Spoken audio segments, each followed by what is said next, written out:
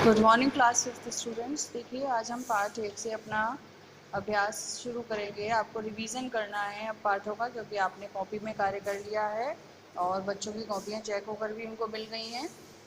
तो अब आप इनको याद करना शुरू करिए। देखिए ये कविता की पंक्तियाँ हैं जो आपको याद करनी है, क्योंकि ये भी आपको लिखने के लिए आती हैं कि पंक्तियाँ पूरी करिए। तो ठीक है, इस कविता को हम दोबारा से पढ़ते हैं एक बार। आओ बैठो गीत लिखें दो चार, गीतों में शब्दों को ढालें।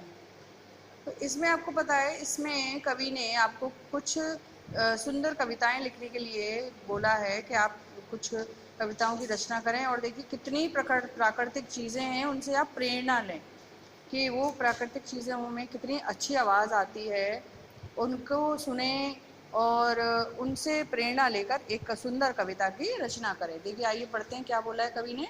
गीतों में शब्दों को ढालें, इतने मीठे बोल निकालें, सागर में हूँ जितने मोती, शंखों की भरमार, चिड़ियों से ले आए चुन चुन, मन को भाने वाली कुछ धुन। चिड़ियों की आवाज़ बहुत अच्छी होती है ना, चिड़िया बहुत अच्छा बोलती हैं। जब सरसर करती हुई हवा से ले आए झनकार, गीतों से मिल नदियों का जल, बोल रहा है कुल कुल कल कल, मिलकर सब जो पंचम छेड़े, कोयल माने हार। मतलब हम इतनी सुंदर कविता बनाएं कि कोयल भी उसके सामने हार जाए। मधुमाखी से मधु ले आए, थोड़ी सी मुस्कान मिलाएं, मीठे हंसते हुए गीत सुनाएं, झूमे सब संसार, आओ बैठो गीत लिखें दो चार। तो ये कवि दामोदर अग्रवाल की कविता है, आपकी किताब में बहुत ही सुंदर है। अब आपको ये कविता की पंक्तियाँ याद भी करनी है, क्योंकि ये लिखने को भी आती हैं। ठीक है, तो इसके बाद देखिए हम शब्दार्थ याद करेंगे। शब्दार्थ हैं ढालना, बनाना, आकृति देना। भरमार बहुत ज़्यादा, भाना अच्छा लगना, झनकार मीठी आवाज़, पंचम छेड़ना गाना शुरू करना, मधु शहद। तो आपको बोलकर और लिखकर दोनों तरीके से इन्हें याद करना है, ताकि आपकी हिंदी की राइटिंग भी अच्छी होगी और आपकी मात्राएं लगाने का तरीका भी सुधरेगा। आपको पता चलेगा कौन से शब्द में कौन सी मात्रा आती है। अब इसके कुछ इमला शब्द हैं, इमला शब्द भी आपको लिखने हैं, तैयार करने हैं अपने लिए।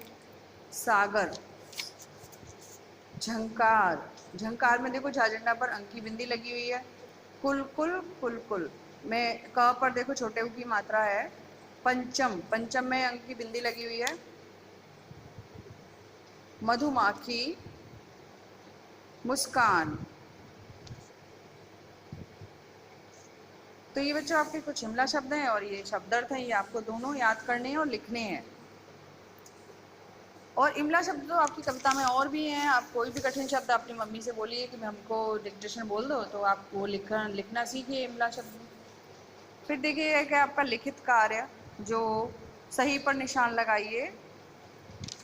गीतों से मिलकर नदियों का जल कैसे बोल रहा है, कैसे बोल रहा है, कुल कुल कल कल। ख, कवि किससे झंकार लाने की बात कह रहा है, हवा। कवि ने किसमें मुस्कान मिलाने की बात कही है, शहद। तो ये 3 कार्य हैं, जल्दी से इन्हें याद भी कर लीजिए और लिख लीजिए। ठीक है, आपके पार्ट का रिवीजन है ये, पार्ट 1 का।